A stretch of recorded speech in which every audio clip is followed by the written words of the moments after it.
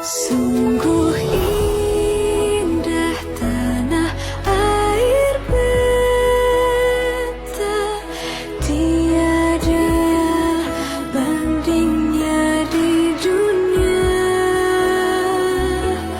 Karya indah Tuhan Maha Kuasa bagi bangsa. Halo teman-teman, perkenalkan nama saya Novianti Isbat. Di video ini, saya akan menjelaskan dan menceritakan topik yang akan saya bahas, yaitu sejarah, kedudukan, dan fungsi bahasa Indonesia. Langsung saja kita masuk ke pembahasan materi saya. Benar pernahkah terpikir, mengapa kita bisa saling memahami dari Sabang sampai ke Merauke? Jawabannya ada pada satu hal yang sangat istimewa, bahasa Indonesia. Mari kita telusuri bersama bagaimana bahasa kita ini terbentuk, apa kedudukannya, dan mengapa ia begitu penting bagi bangsa kita. Sebelum Indonesia merdeka, cikal bakal bahasa Indonesia sudah ada.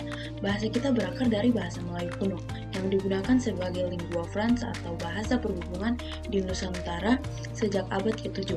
Kekuatan bahasa Melayu ini terletak pada sifatnya yang sederhana, mudah dipelajari dan lentur, sehingga cocok untuk perdagangan dan komunikasi antara suku. Sriwijaya menguasai Selat Malaka, jalur utama perdagangan sutra maritim. Setiap kapal dagang yang lewat Selat Malaka diarahkan untuk singgah di pelabuhan Sriwijaya. Dengan cara itu, Sriwijaya mengamankan pasokan barang ke pasar Cina. Siapa yang mendapatkan pengakuan dari Cina, ia akan tumbuh kaya. Barang siapa menentang kewenangan ini, akan kami libas. Titik balik terpenting terjadi pada tanggal 28 Oktober 1928, saat pemuda-pemudi dari berbagai daerah berkumpul dalam Kongres Pemuda II. Dalam Sumpah Pemuda, mereka mendeklarasikan suatu tekad menjunjung bahasa persatuan bahasa Indonesia. Momen ini bukan hanya sekadar janji, tetapi juga pengakuan bahwa bahasa Indonesia adalah alat pemersatuan bangsa yang melampaui perbedaan suku dan budaya. Sumpah Pemuda. Kami, putra dan putri Indonesia, mengaku bertumpah darah yang satu, tanah air Indonesia. Kami, putra dan putri Indonesia, mengaku berbangsa yang satu, bangsa Indonesia. Kami, putra dan putri Indonesia, menjunjung bahasa persatuan, bahasa Indonesia. Puncaknya pada tanggal 18 Agustus 1945, sehari setelah proklamasi kemerdekaan, bahasa Indonesia secara resmi ditetapkan sebagai bahasa negara. Dalam Undang-Undang Dasar 1945, ini mengukuhkan posisinya sebagai identitas nasional yang sah dan berdaulat. Sebagai bahasa nasional, bahasa Indonesia lambang kebanggaan dan identitas bangsa. Ia berfungsi sebagai pemersatu, menghilangkan sekat-sekat komunikasi antara suku, dan memungkinkan kita untuk merasa satu bangsa. Bayangkan, tanpa bahasa Indonesia, bagaimana kita bisa saling berbagi cerita dan budaya.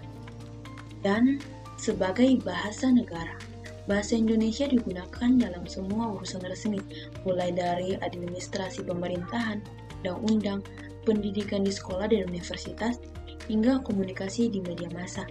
Bahasa ini memastikan bahwa informasi penting dapat diakses oleh seluruh warga negara secara adil. Selanjutnya kita masuk ke fungsi bahasa Indonesia. Dari dua kedudukan tersebut yang tadi sebelumnya saya bahas, muncul berbagai fungsi vital bagi kehidupan kita sehari-hari. Mari kita rangkum fungsinya.